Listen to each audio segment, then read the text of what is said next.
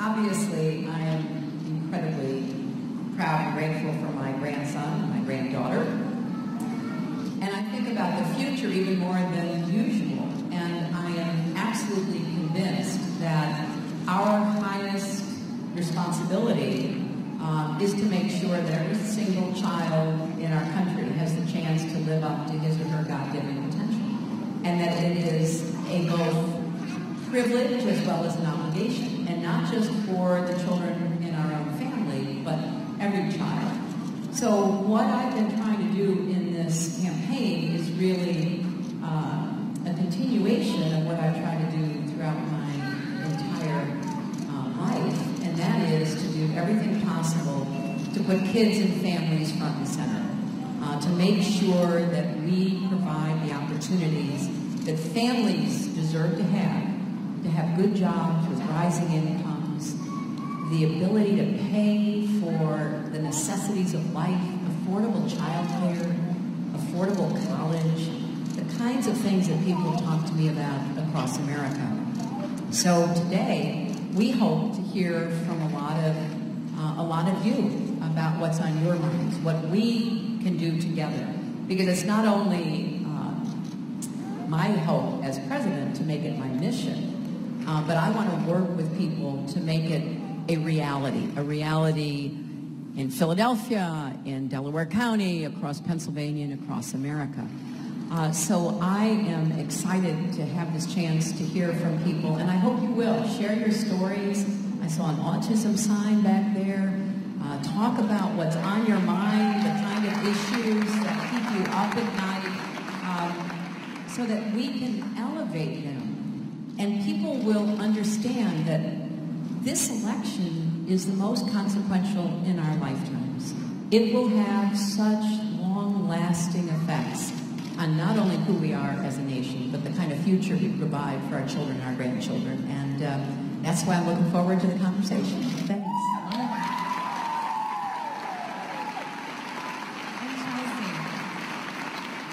You are out traveling. I know you have a 3.5-month-old baby at home. Traveling for your mom, out on the trail. As a mother of 2 little ones, as a former first daughter, what do you want people to know about your mom? Well, Elizabeth, thank you for being with us and being away from your sons today. As proud as I am to be my mother's daughter, and I am really fiercely proud to be her daughter. Deeply biased towards her, and I make no apology about it. I am even more proud now to be my daughter Charlotte and my son Aiden's mother. And so this election is so intensely personal to me because, as my mom said, this is about their future. And so although I miss my daughter so much when I'm away from her, and I'm so grateful to generally actually be able to travel with my son because I'm breastfeeding, and I talk about that very openly and publicly, because I don't think that should exist in the shadows, and I don't think that's something that we should treat as abnormal. And so I'm working as hard as I can in this campaign because I want every parent to be supported in making the right choices for their child, whether that's breastfeeding or where to send their child to pre-kindergarten or where to send their child to college.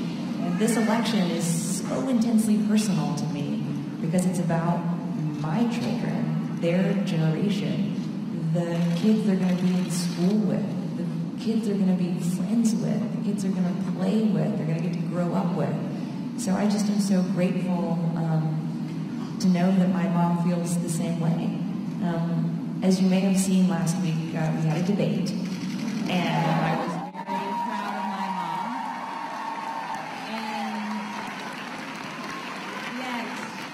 And yet, the debate on Monday night was not the most important thing happening in my family that day.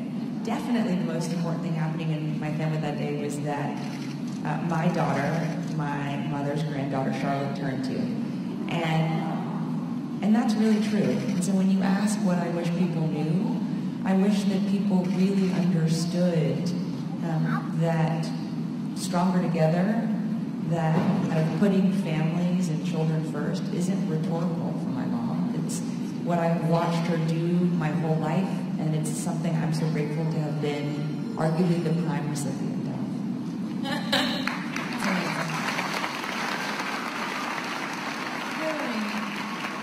You've often said that America needs a president who understands not only the big challenges, which as a former First Lady, Secretary of State, Senator, I have every confidence that you know the big challenges, but also the everyday realities, the things that keep people up at night, you know, those quiet problems, I think you refer to them as. What are some of those quiet problems that you feel are facing Americans, and how can you help them feel better about them? Well, that's absolutely true.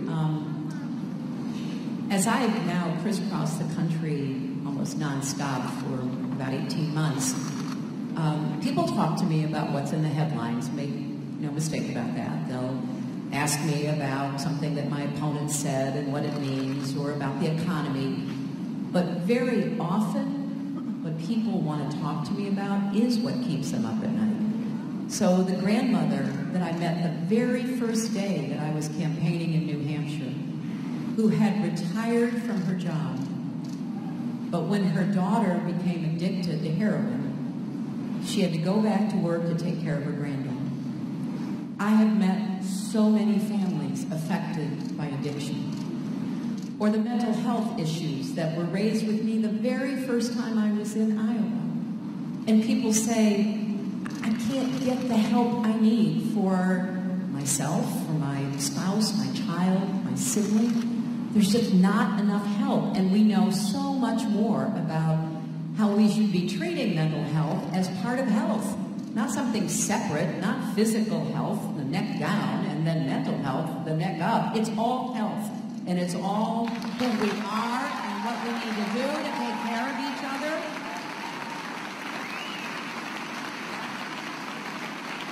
Or, you know, I'll be getting a cup of coffee in a cafe, and I'll just be chatting with the young woman waiting on me. And I'll find out she's holding down 2 minimum wage jobs to support her 2 kids. 2/3 of all minimum wage workers are women, and most of them have children. And she's going from really early in the morning until very late at night, and she's doing the best she can. Or I will be talking with a group of people, and a young woman will say, I don't understand why we don't have paid family leave in America. Every other advanced economy does. And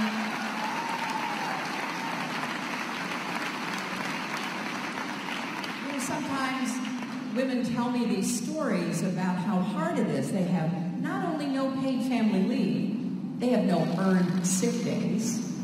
And when Charlotte was born, I was in the hospital with Chelsea, and I was talking to one of the wonderful nurses who were taking care of her and the newborn. And I said to the nurse, I said, so what's it like with all of your patients? Because obviously we know we're privileged, and we understand that we have a lot of blessings that a lot of people don't. And the nurse said to me, she said, the hardest thing is we deliver a baby, say on Monday, and the mother is so distraught because she has to go back to work on Thursday or Friday, or the following Monday at the latest, or she might lose her job. I mean, it's crazy. It is crazy. Affordable child care. You know, child care in some states costs more than in-state college tuition. And you think about the stresses that is imposing. And then people looking to the future, trying to get college affordable. You have people with huge amounts of college debt. So all of these are issues that people have raised with me, they brought to me, and throughout the campaign, I have tried to put forth ideas, policies, what I would do to try to ease some of that burden. It should not be so hard to be a young parent, and it should not be so hard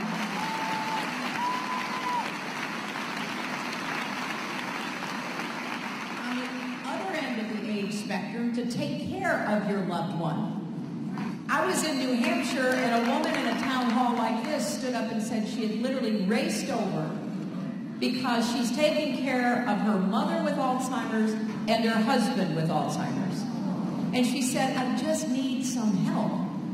So these are real-world problems that are happening every single day in families across America. And I'm going to do my best to try to ease those burdens and really empower people to make the most out of their own lives and go as far as their own hard work and talent will take them.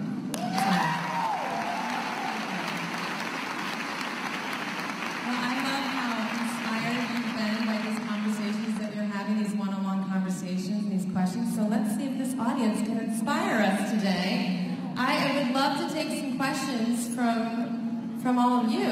What do you guys want to hear from Hillary and Chelsea today? Yeah, how about you with the little red bow first? How you doing? Hi. And I think there'll be a microphone coming right to you. Thank you. Hi, Madam Secretary. I'm Brennan, and I'm 15 years old. At my school, body image is a really big issue for girls my age. I see with my own eyes the damage Donald Trump does when he talks about women and how they look. As the first female president, how would you undo some of that damage and help girls understand that they are so much more than just what they look like? Oh, thank you.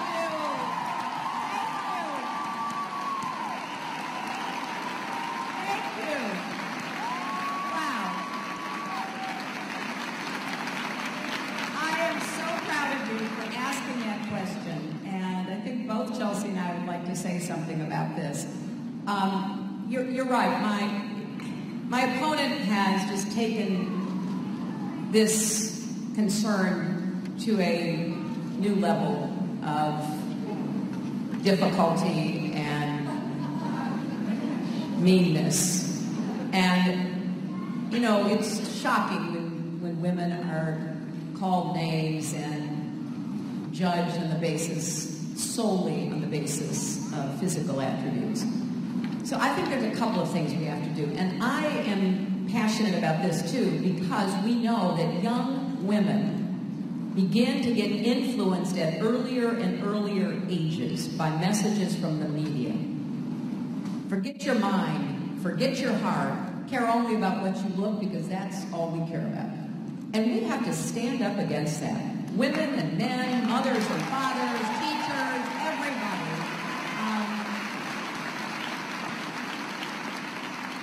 So, I mean, think about it. My opponent insulted Miss Universe. I mean, how do you get more acclaim than that? But it wasn't good enough. So we can't take any of this seriously anymore. We need to laugh at it. We need to refute it. We need to ignore it. And we need to stand up to it. And especially the bullying. There are too many young women online who are being bullied about how they look and being shamed and mistreated. And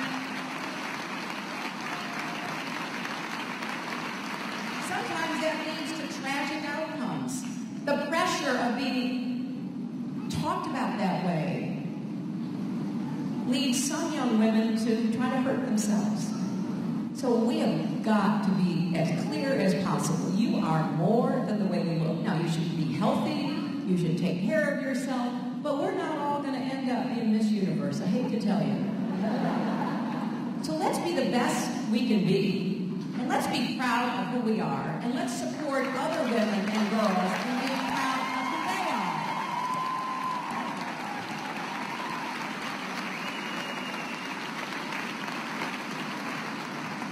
Thank you for asking your question. And I think we also have to support schools in feeling responsibility to teaching anti-bullying and pro-social behaviors in elementary school, middle school, and in high school. Because we know that it's not only you, Brennan, or the three of us who are in the crosshairs of this election. I mean, I met a mother in Pennsylvania after one of my events who said, I just want to share why I am so proud to be supporting your mom. She said it's because of the campaign she's run, and it's also because we have to defeat the man that she's running against. I immigrated to this country 12 years ago from Guatemala. She share it. She immigrated with her then 6-month-old son. She said, we're both now American citizens.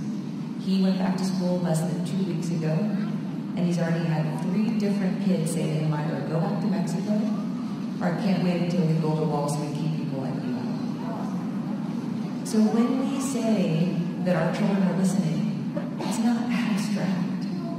And that's not abstract as you're experiencing it. That's not abstract as this woman's 12-year-old son is experiencing it. So we have to send a strong message on November 8th, and we have to have more positive role models that look like our country. And we have to support schools so that what is happening more and more frequently as we're hearing from principals and teachers is being kind of beaten back. And so we're supporting young people to be good friends and good citizens, and ultimately to feel good about ourselves, because we're not all going to look like this universe, and that's just fine. All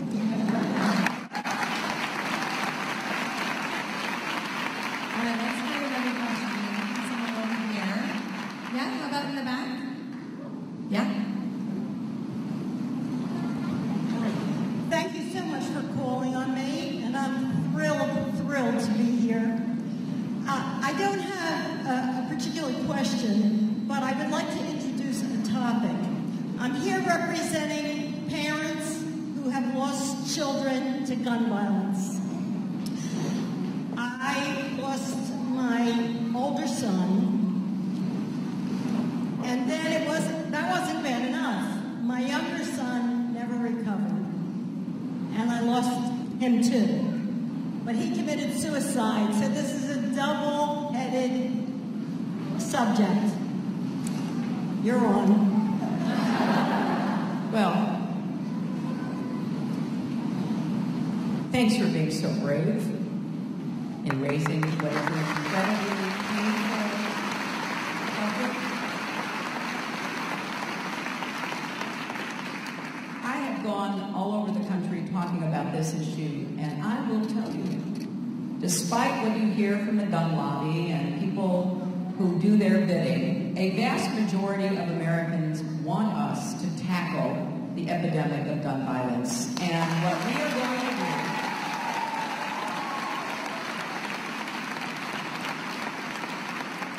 is go right at it, because 33,000 people a year die from guns. About a third from homicides, about a third from suicides, and about a third from tragic, avoidable accidents. Now, if something else were killing 33,000 Americans every year, you can bet we would be on the front lines demanding that this disease would stop, or this bad drug, or whatever it might be. So, we have to elevate a lot of these stories. I have been honored to work with mothers who lost their children. And a lot of these mothers are trying to turn their mourning into a movement, getting up every day, trying to figure out how to take on this scourge. Here's what I think we need to do. We need comprehensive background checks. We need to close the online loophole, and we need to do everything we can to close the gun show loophole, and we need to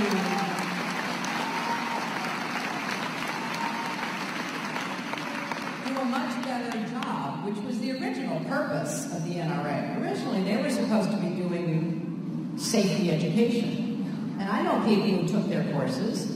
Now they've turned themselves into a total shill for the gun makers. And we've got to reverse the liability protection given to gun makers and sellers so that they can be held accountable.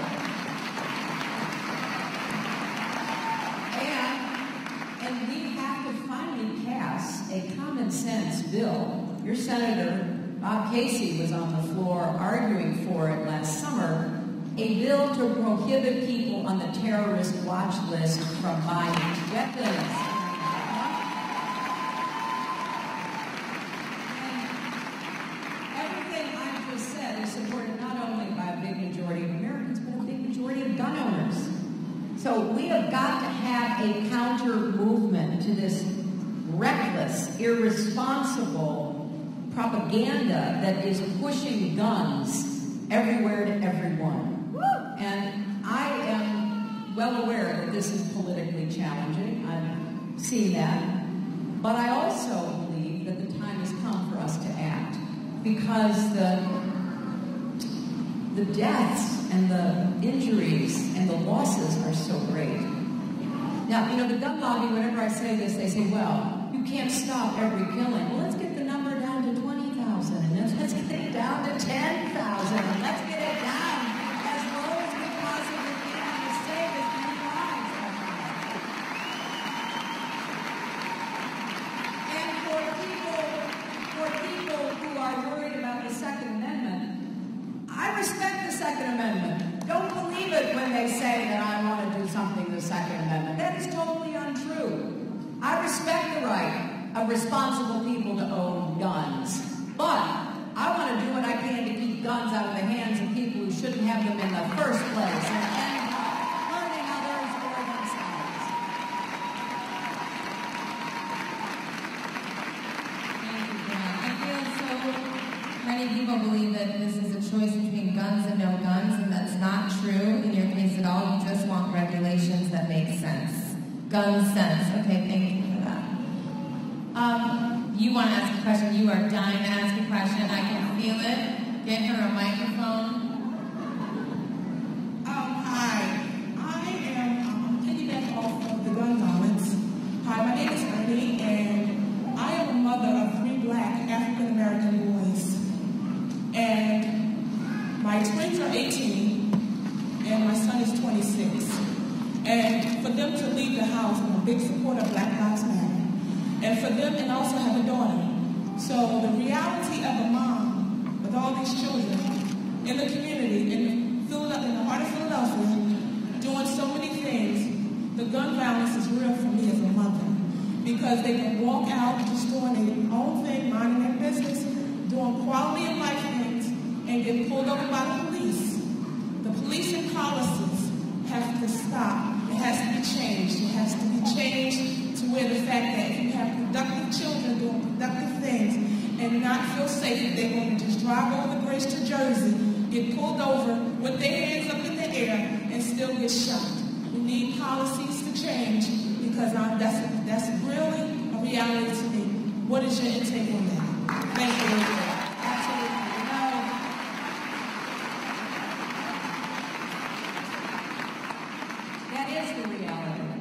That is the reality.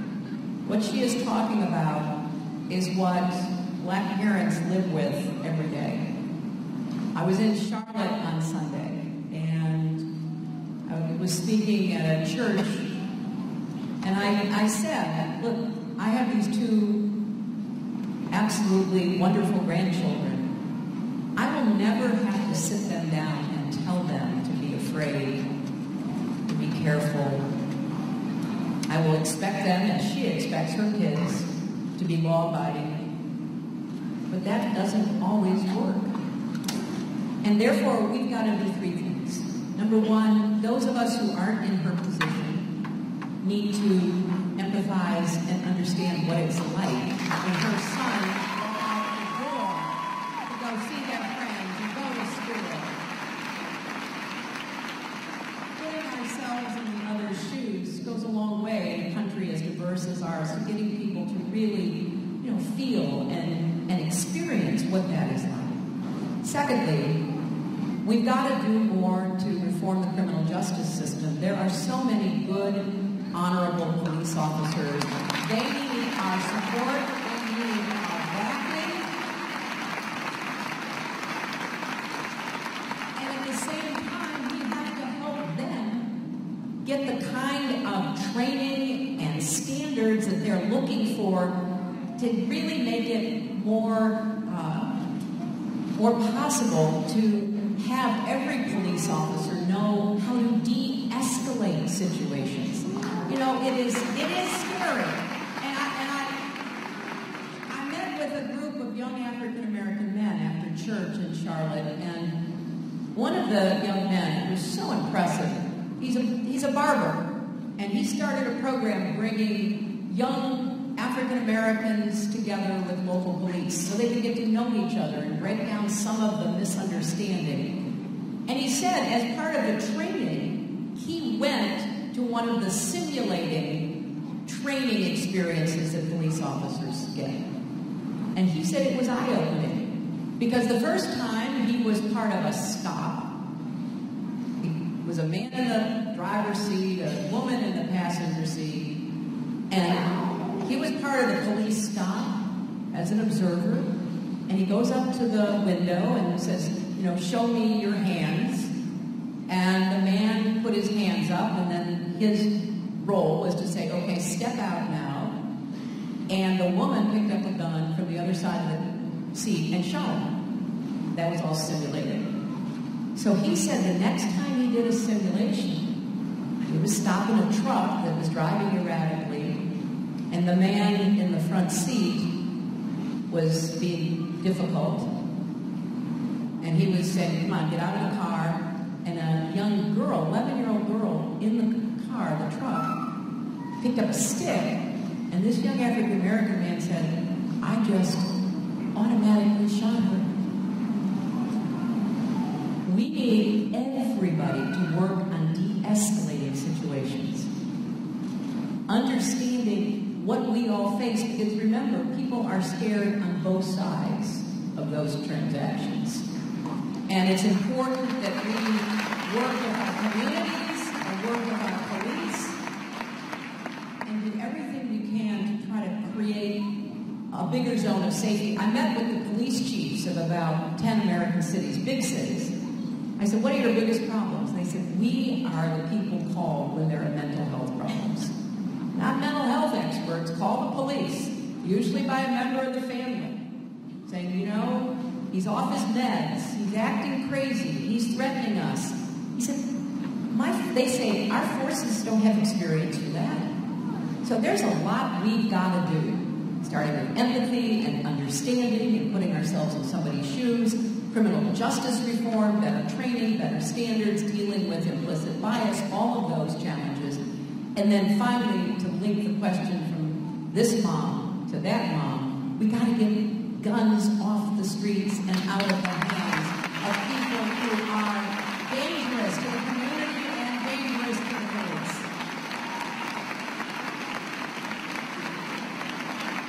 I'd love to take this question from this gentleman right back here. Hey, you can get it.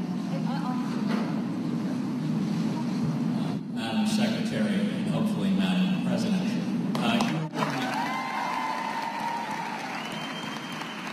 were in the Community Recreation and Education Center of Haverford Township, so welcome to it.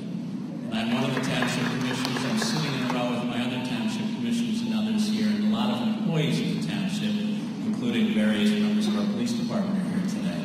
There's a great burden on people at the local government level. Your daughter brought up schools. Schools are primarily funded at the local level. This building was funded by everybody here who's from Haverford Township. Tell me about your vision of your government and how it will cooperate and ease the burden at the local level.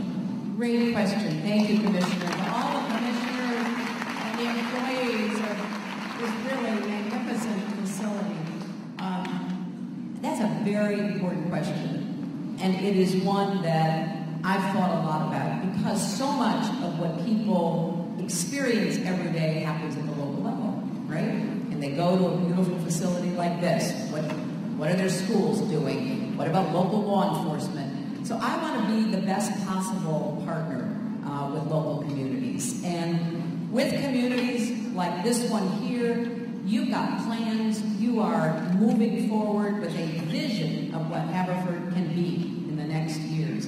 I want to help you with that. And remember when my husband was president, he had federal dollars going to 100,000 more police officers on the street. They were funded with federal dollars because a lot of communities couldn't add to the numbers that they needed. He also had a program to help refurbish schools, because a lot of districts didn't have the resources to actually renovate schools so that they could be more modern, they could be, equipped for the digital age.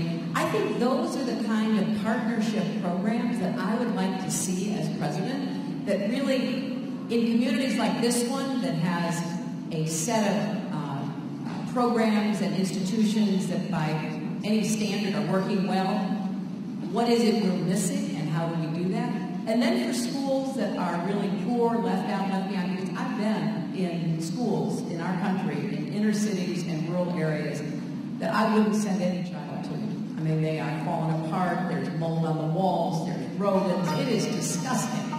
And it's not because they don't love their children, it's because they have nothing.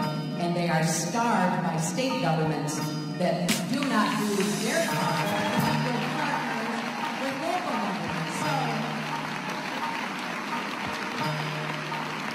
I'm going to look for ways, and really I want to cross-section communities of all sizes, and frankly of different levels of success and investment, so that we can, I'm big on listening to what's actually going on and how we make it work better. So I'm going to be looking to people like you and your commissioners and others across our country. I want to be a good partner for local government, county government, mayors, commissioners, because that's where most of living happens. That is what we know to be the neighborhood. You know, I wrote a book called It Takes a Village. Well, a village has to be there for people. So what are we going to do? I'm going to look for ways to be as good a partner and to use whatever federal funding we can to support you in achieving the goals that you set for yourselves and your communities.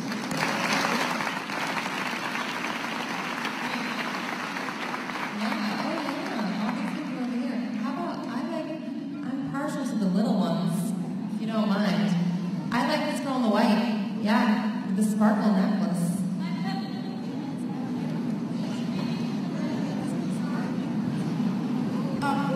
Hi, my name is Ava. I'm captain of my middle school debate team, and we did a debate of Trump versus Hillary, and I defended Hillary, and we won the debate.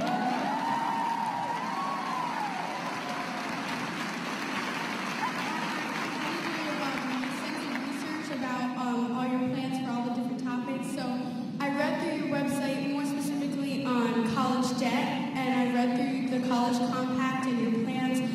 And I just want to ask you more specifically, because I was just a little bit confused on the wording of the college compact, so I'd like you to more specifically tell me what your plan is for that. Great.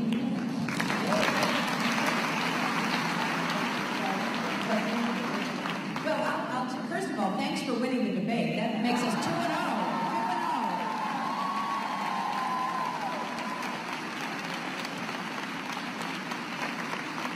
So here is what we are proposing. And by the way, Tim Kaine and I put out a little book, a little paperback called Stronger Together, where all of our plans are described and how we pay for them, going after those who are wealthy and don't pay any taxes. Does that remind you of anyone? And doing what we can to make sure that we provide some of these critical programs and needs. Now, with respect to college, you're right, there are two aspects. First of all, college has gotten so expensive, and part of the reason alludes to something I said to the commissioner.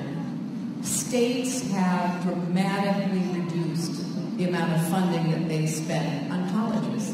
It is so much less than it was 10 years, 20 years, 30 years ago as a percentage of the cost of public colleges and universities. We want to begin to reverse that because a compact is exactly as I mean it, which is an agreement, a partnership, if you will, between the federal government, the state government, the college or university, and families. So very simply, here's how it would work, and it applies to public colleges and universities because that's where we have the most influence at the federal level. First, if you are in a family of $125,000 or less, you will be able to go to a public college or university tuition free.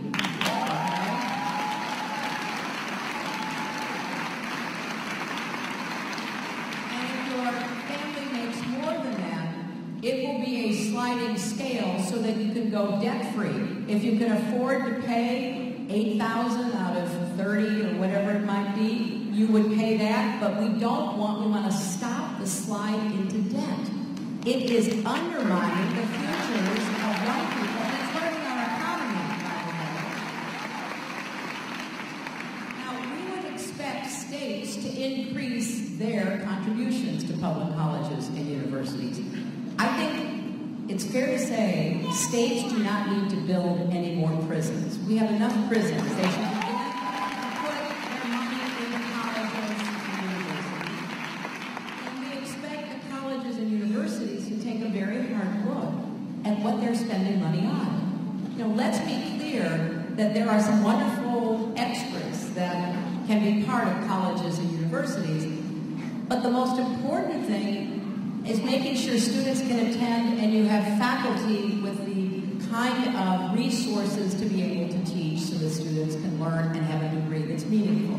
So that's what we mean by a compact, and we're going to push very hard. Now, some states will want to do this more quickly than other states. Other states don't want to invest in higher education. Don't ask me why. It's one of the best economic investments any state can make. The more you invest in higher education, that includes community colleges, by the way, the more well-prepared the workforce will be. So that's what we're going to be pushing. Now, as to debt, look, there are 40 million people in our country right now with student debt. And they're not all young. I've met people in their 50s who are still paying off their student debt. So we're going to do several things. We're going to let you refinance your student debt because the interest rates are outrageous on student debt. And unfortunately, right now, you can refinance your house, you can refinance your car, you can't refinance your student debt. And I have met, and maybe there are people, how many here have student debt? Okay.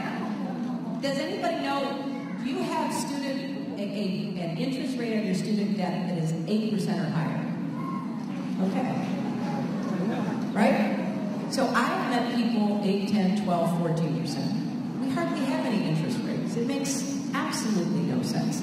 So we're going to let you refinance, then we're going to move everybody into income repayment programs. That means you pay it back as a percentage of your income. And what that enables you to do is actually take a job you want to do. And that's what happened to me. I borrowed money for law school. And when I got out, I went to work for the Children's Defense Fund. And I was in an income repayment program. And that made it possible because I had made like maybe $14,000 a year. So if I hadn't been able to pay it back as a percentage, I never would have been able to go to work for the Children's Defense Fund, which really changed my life. And then finally, I want to encourage more public service and national service. If you're willing to be a police officer, a firefighter, a teacher, a social worker, a nurse serving the public, we're going to have loan forgiveness, and for national service, we're going to give you scholarships to be able to attend without having to pay a penny. So we've got a comprehensive approach to making this happen.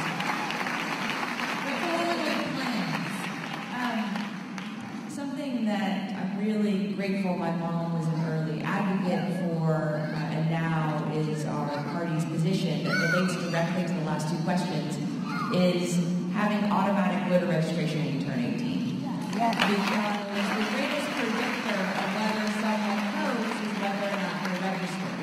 And that might seem obvious, but it's a really important point. So ensuring that we are automatically registered when we're 18, hopefully will encourage more participation, not only in presidential elections, but in state and local elections. Because almost everything that we have talked about requires a shared vision at the state and local level. Particularly when I'm out listening to and engaging with young people, I hear questions about criminal justice reform, student loan reform, and climate change. And all three of those, yes, require strong presidential leadership, but also require the right type of leadership at the state and local level. So although that hasn't come up yet, I think it's a hugely important question, not only in this election, but for every election. So I hope that she succeeds on that front as well.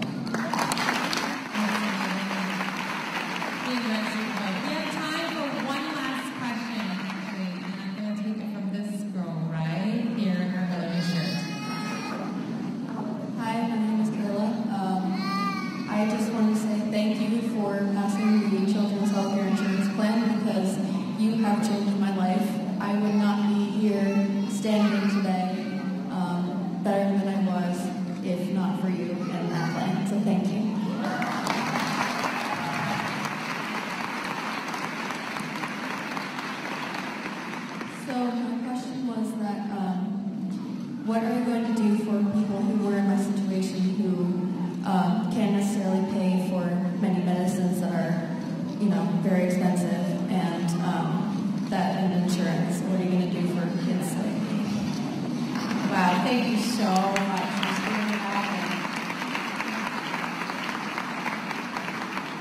Well, the Children's Health Insurance Program is truly one of my most favorite policies that I've ever been involved in and worked on, because this story is something I hear across America. 8 million kids are covered by the Children's Health Insurance Program.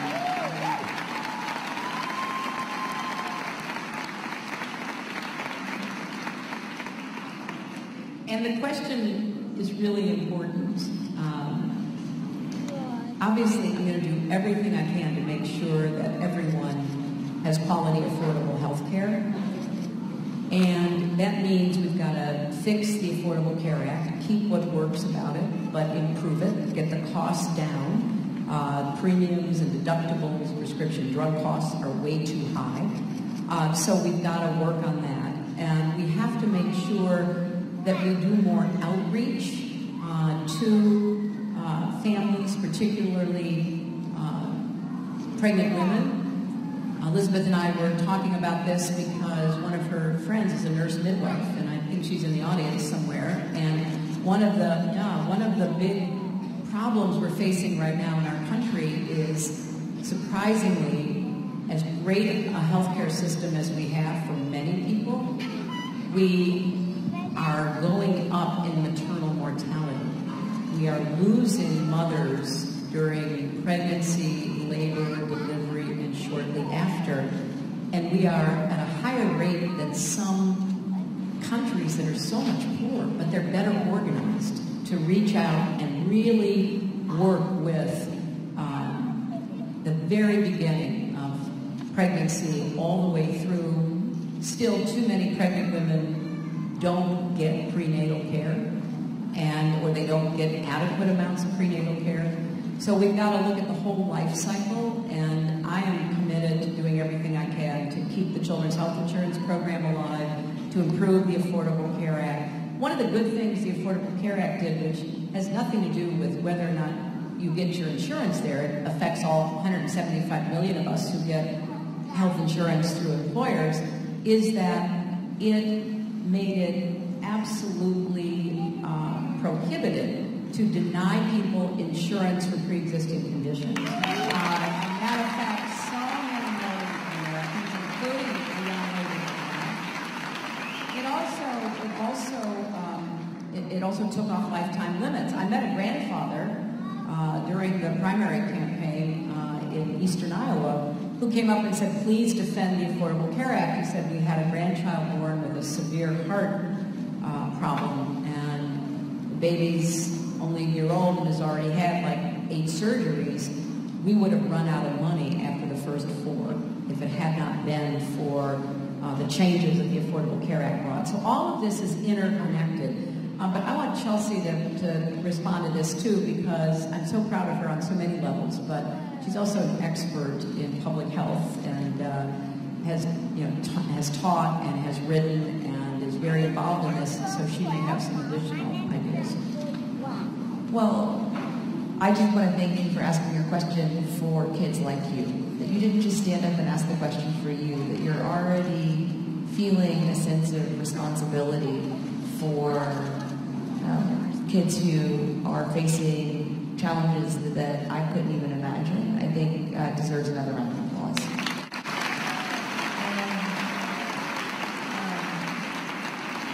And just to build on what my mom said, something that I wish got more attention in this campaign was that we actually need more doctors, nurses, nurse midwives, physician's assistants, and we need to be incentivizing universities that already have those programs to expand them, and incentivizing universities and colleges that don't have those programs yet to start them, particularly in more rural communities where there's a huge gap between the need and the current human resources for health. And this directly goes to the question of maternal mortality, because although given the Medicaid expansion that the Affordable Care Act enabled in many states, more women were getting prenatal health care. We but still not enough are. And it should be unconscionable that any mother dies in our country. And so we know we need more resources and we need more training, but we need to be putting people with the training in the places where the need is still the greatest, and we're not yet doing that. And it is something that my mother's talked about, written about, advocated for. There's something I know she's thought about in this campaign, and unfortunately too often oxygen is being consumed otherwise. But this is a hugely important part of the conversation. What do we do to ensure that we have more nurse midwives kind of in the communities where they're really needed, because no mother should die. And I don't think it's expecting too much of our country to have that be a reality in the 21st century.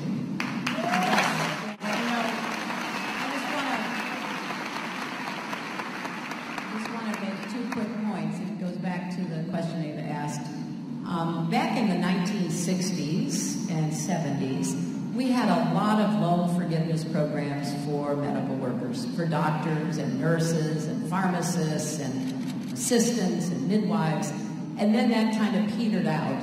And so now you go to medical school, you go to nursing school, you come out with huge debt, hundreds of thousands of dollars of debt.